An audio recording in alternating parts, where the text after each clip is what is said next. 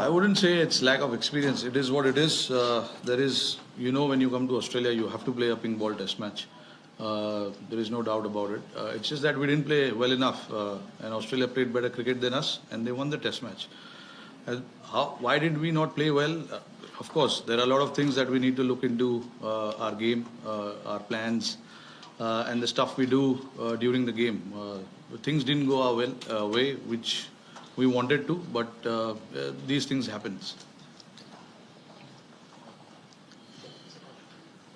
Rohit, collectively on day one, you said things didn't go your way. Just you have the best sort of batting conditions on day one and the best bowling conditions. Was that a disappointment, the lack of execution on the first day? Yeah, I feel so. When you come to Australia, I feel the best chance of winning a test match is by putting runs on the board. Of course, when we won the toss, we elected to bat. We knew there will be challenges with that ball, but in the past we've done that many a times where the conditions have been little challenging, and we've batted really well to put runs on the board and then try and put pressure on the opposition. Like I said, that is the disappointing part, that we didn't bat it well enough. Probably were 30-40 runs short with the bat in the first innings, and then there were opportunities when Australia were batting, and we failed to take those chances. And obviously, when you miss those chances, it is never easy, and it's not going to be easy. The opposition will always make you pay for it, and that's what happened. And then in the second innings as well, we thought the conditions were better. Again, we were not good enough with the bat. Rohit, before the start of this series, Jasprit, when he did the pre-match press conference, he said that they are not carrying any baggage from the New Zealand series. At that time, you had a gap of like 15 days or so between the two series. Now we are short turnover time before the Brisbane Test match. How, as a team, will you ensure that you guys will not carry any mental scar of this game to Brisbane? Firstly, it's not a scar. It's just we've lost a test match. We didn't play well enough. So it's important in this short time that we have before the next test match, just to figure out certain things with our own selves about if we want to bat, how we want to bat, and if we want to bowl, what lines and what lengths and what kind of field placement we need to have. Those are the things more than anything else. Like I said, it's still 1-1. There's plenty of things left in this series still, and there's definitely a way for us to get back into the game, and we need to find that within ourselves, how we need to do that. There are a lot of individuals in that dressing room who have played a lot of cricket, won a lot of games, have come back from difficult situations in the past. So we hope that everyone stands up to that challenge and takes the team through whenever it's required. In terms of your batting prep leading into this series, were you happy with that? And you were the one batting in the 9th session, which is usually the toughest to bat in. So, how was it like batting? Was it different? Was it tougher? Was it look tough? At number 6? No, batting under batting lights. in the 9th session. It looked tough. No, look, it is, of course, slightly different from what you usually do. With the white side screen and pink ball, it is something different. We are used to playing, in the black side screen with white ball. But again, this is what it is. When you come to Australia, you have to be mentally ready to play the test match and be ready to bat under different situations, different conditions. It can be difficult, but that is not an excuse for any batter to say or point out. I think the conditions are there for both teams. They batted well, they got the runs. We didn't bat well enough to get enough runs, and that is where I think was the difference. Rohit, does the downturn in India's batting form concern you in any way? Reddy's been our top scorer in 3 of the 4 innings here. We didn't really have a great series against New Zealand as well. Does it worry you at any level? I wouldn't say worry. I mean, see,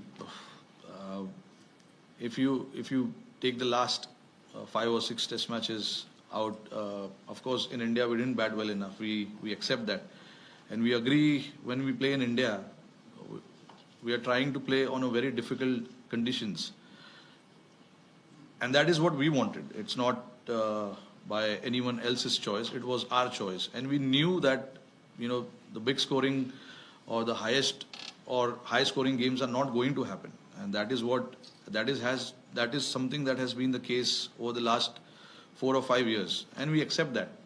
But whenever we travel abroad, the conditions are there to score runs. We have scored runs as well.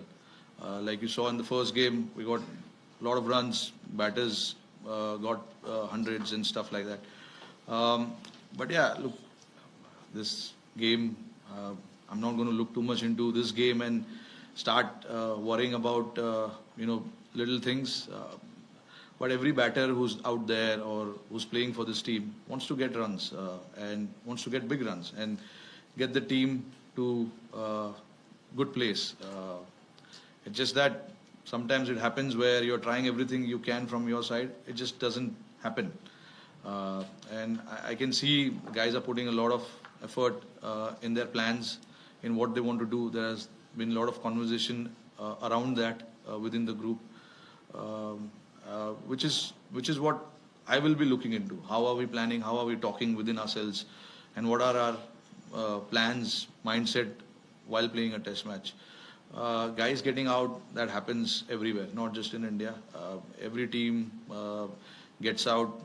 The guys go through a bad form, and all of those things happens a lot. Not just, like I said, not in India, but everywhere else as well. So rather than looking too much into it, just our focus will be now how we can come out on top in Brisbane and try and see how we can do things better. Well, it was a pretty spicy confrontation yesterday between Mohammad Siraj and Travis Head. What did you make of it? It was interesting. I don't know. I was standing at the slips. I don't know what was exchanged, but two competitive teams are going at each other. These things happen. Travis was batting well. Obviously, our plan was to get him out. And on the other side, Travis wanted to try and put our bowlers under pressure. And we got the wicket. He celebrated it.